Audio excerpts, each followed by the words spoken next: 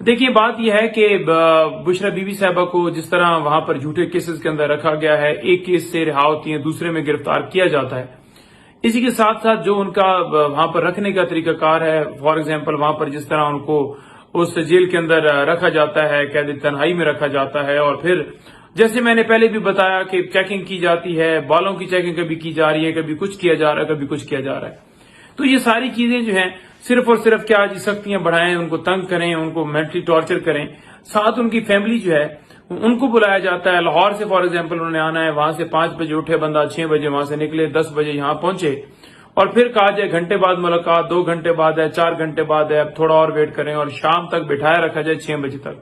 پھر اس کے بعد ملاقات ہی نہ کروائی جائے۔ یہ مسلسل بارہا ہو چکا ہے ان کے ساتھ۔ پھر ان کی فیملی اگر کوئی سامان لے کر آتی ہے، کوئی چیزیں جیسے ہر روز مرہ کی زندگی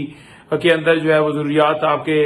پیش آتی رہتی ہیں، تو آپ کوئی چیز کہتے ہیں کہ یہ چیزیں ہیں، فار ایگزامپل کوئی کپڑے ہیں یا کوئی اور چیز ہے،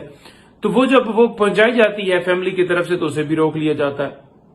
اب پھر روکنے کا دیکھیں مقصد بنتا نہیں ہے، یا تو آپ کہیں کہ آپ نہ لیں، جب یہ خود کہتے ہیں کہ آپ لے کر آئیں اور پھر ادھر روکا جاتا ہے۔ کبھی یہ کیا جاتا ہے کہ آپ رکھ دیں، ہم دے دیں گے، لیکن آگے ڈیلیور نہیں۔ فار ایگزامپل میں اب چھوٹی سی ایک اور مثال دے دوں کہ بکس ہیں، فار ایگزامپل 3 کتابیں ہیں، وہ خان صاحب تک پہنچانی، بندہ کہتا نہیں میں ہوتا ہے، وہ ہسٹری کی، وہ وہاں پر کوئی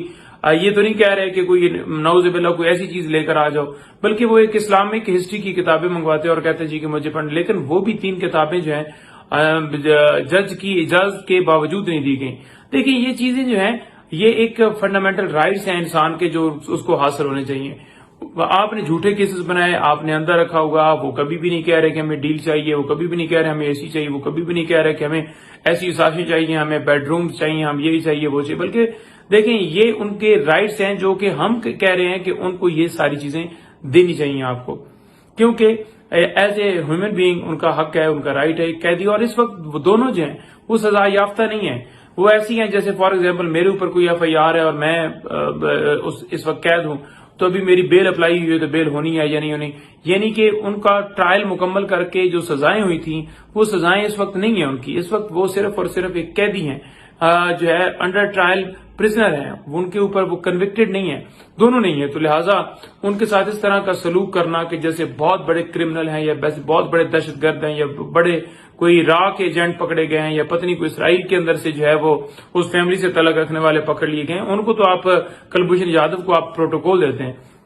تو یہ ساری چیزیں کی جا رہی ہیں، لیکن بی بی صاحبہ ہوں، خان صاحب آپ کو پتا ہے کہ وہ ان کی طاقت ہے، ہاں لوگ کہتے تھے کہ ان کی کمزوری، لیکن ان کی طاقت ہے۔ تو جیسے خان صاحب کے حوصلے بلند ہیں، اسی طرح سے بی بی صاحبہ کے حوصلے بلند ہیں، آپ جتنی مرضی یہ فستائید کر لیں، وہ ان سے